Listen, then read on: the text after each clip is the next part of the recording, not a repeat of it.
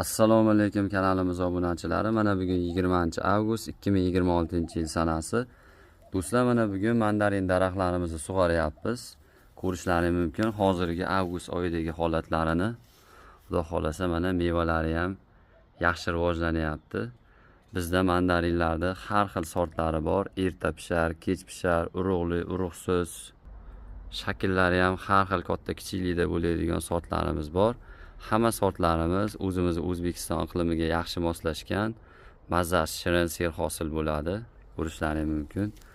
Suvimizga ham e'tibor bersalaring, bu haqiqiy oq suv, ya'ni Qirg'izistonning tog'laridan to'g'ridan-to'g'ri keladigan suv hisoblanadi.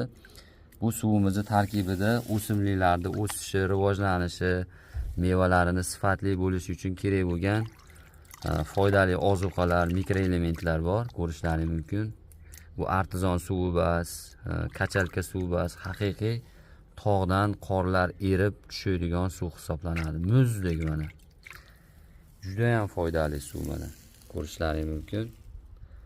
Mandarin daraxtlarimizga mana hozir beryapmiz shu suvlarni mana.